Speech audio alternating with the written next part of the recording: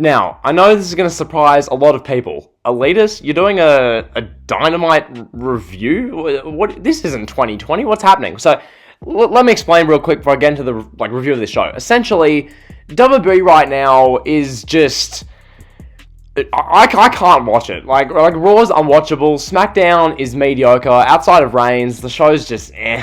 And NXT's not for me. So that's WWE. I thought AEW, they're the alternative. They're coming off getting 1.219 million viewers for the April 14th, 2021 episode of Dynamite. So, coming off of that, I thought, what better way of creating content, doing something fun, than watching this episode of AEW Dynamite this week, giving my honest thoughts as someone who, dabbles with the AEW product a bit. I'm not a diehard fan who calls every AEW Dark Elevation episode stacked. I'm not one of those people, but at the same time, I do enjoy Dynamite. I think generally what they do, on the whole, I generally like. I mean, obviously there are things which I don't. I'll get into that. So, what I'm going to be doing in this video, giving my general thoughts. I'm going to try and edit this up, kind of, not like fully. It's going to be kind of a post-show review, but not really. I'm going to try and cover it in a way where you can watch this 2 months and 4 months and 6 months down the line, and it's not just predicated upon this show. So, without further ado, I just want to say, generally across the board, thank you to AEW for listening. Okay, this show didn't have one tag team match. Whew, my God, it's great to say that because, my word, this company for the better part of the last 6 to 8 months has been way too tag team reliant. So, to see a show like this only have singles matches, I really liked it. I thought, generally speaking, singles matches allows the people involved to get more of a spotlight, and we get to actually see more out of each person involved. So just right there, I like that. I thought that was good. Then another thing I liked the show structure. Once again, you have the Jericho in a circle segment in the middle of the show. It's a good kind of sandwich point to the show. Like you go from you have an opening match with Hangman Page, crowds involved in that. Then you have a Pinnacle interview with Jim Ross during the middle of the first hour. I think that's good. Top of the hour, like the middle of the show, Chris Jericho in the circle segment. Then we get a couple other matches, and we get the main event, which is a really good TNT title match, as well as a women's title match during the show. So structure-wise, good. Generally, though, I think this episode of Dynamite and AEW as a whole this week, did they follow up upon the 1.219 million viewer rating well? Did they? They did okay. Yeah, they did sufficiently. If I say this show was amazing and that they did an incredible job at this Dynamite, I'll be lying through my teeth. I mean, they did some stuff good. I thought the women's title match was done pretty well. I liked what direction they're going with that. And I think, the Pinnacle and the Inner Circle is the best thing on the show, far and away. And I liked Jon Moxley and Eddie Kingston driving a car into the Elite's, trailer. That stuff was good. But really, when I look at this show, let's start with this women's title match. I think I'll start with the positive. Women's title, Shida, Tay Conti. I thought this should have main evented. Honestly speaking, I thought, seeing what they ended the show with, you might as well have had this match main event, because, one, it's a title match, as is the TNT title, but this is the women's title match, okay? People are flicking through the channels, and they see Tay Conti, they're going to go, oh, what's this? Okay, I'm going to watch this for 15 minutes. I can't wait to watch Tay Conti purely for her in-ring work, I think that just makes too much sense. But instead, they go with the Darby Allin Jungle Boy match, and the show just ends with, whatever. So, yeah, this match, Tay Conti, Shida, good match, I enjoyed the match, I enjoyed watching it, I thought it was good, thought it should have main evented. Maybe that's just me, but if you want to make the women's division, the women's title feel even somewhat important, you might as well have Shida and Conti main event. Why not? Tay Conti's going to get ratings, people care to see Tay Conti, so you should have main evented with that. But nonetheless, Shida gets the win, as you'd expect. She's held the title for, 9 months now? She's held the belt for bloody ever. So she wins the match. Afterwards, we get Britt Baker coming out.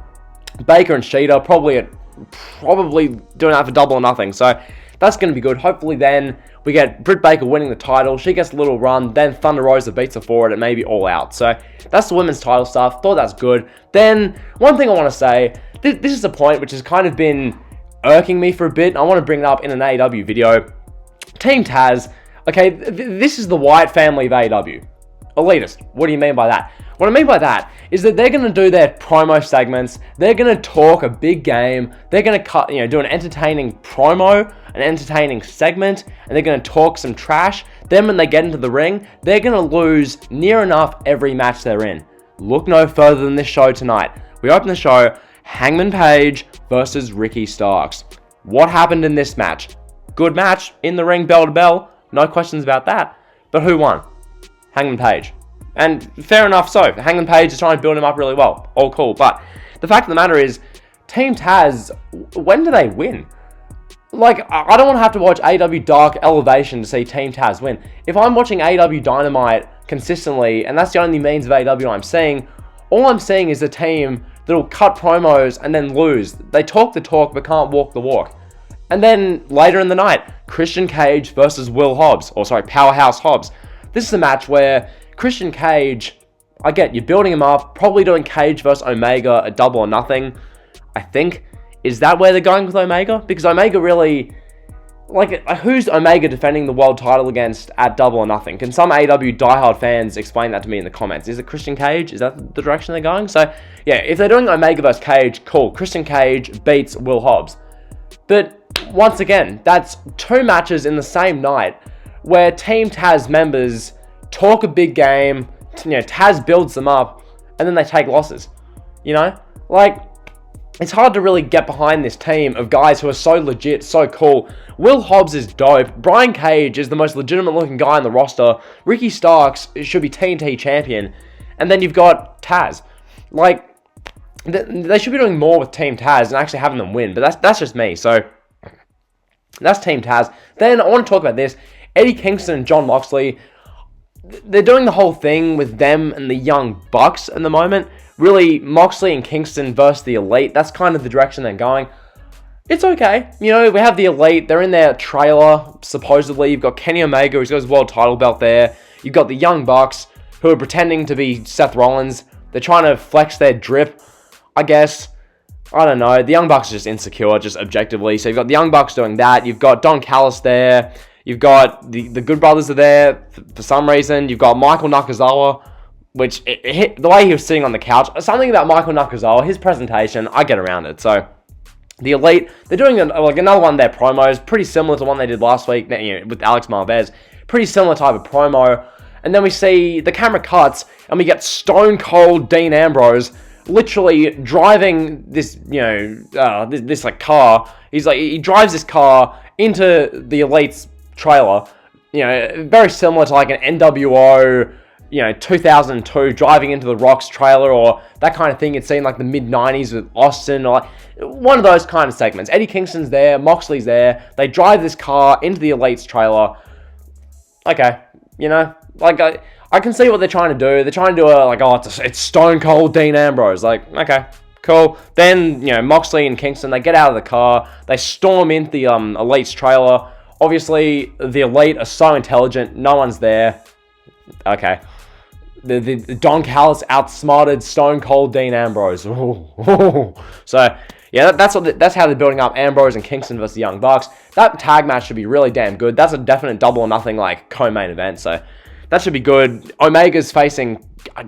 What's Omega doing, dude? They're building up to the match against Rich Swann on Impact. Okay, whatever. So that's that. And then really, the other thing I want to talk about, Dustin Rhodes and... Well, not even Dustin Rhodes, but just this whole thing. Billy Gunn versus QT Marshall.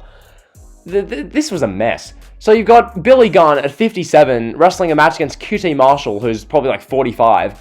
So AEW, who love to push fresh, up-and-coming young talent, as we've got a 57-year-old Billy Gunn wrestling on Dynamite. Okay, so we get that. We get interference at ringside. We get the Gun Club and members of the Factory, I think, beating each other up at ringside. So that happens. And then a Go-Go comes out there. And then you've got just so much going on. Just outside interferences. The ending to this match, you get Billy Gunn, looks like he's going to win. Then QT Marshall hits his move on him. And then Dustin Rhodes runs out there. And Dustin Rhodes is trying to punch QT Marshall. And then you've got there's just people everywhere. It's too much happening, dude. There's too much happening. I'm watching this thinking, Why are there so many run-ins?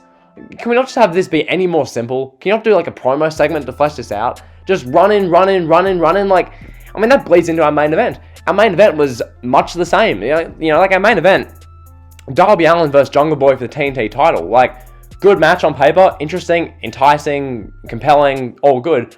Once again, I'll say this just to reiterate, I would have preferred to see the women's title main event if you want to make the women's division feel important, but nonetheless, you've got Darby Allin and Jungle Boy. They're having their match. It's good. It's a fine match. So they're doing their thing. You've got Sting punching Luchasaurus, as you'd expect.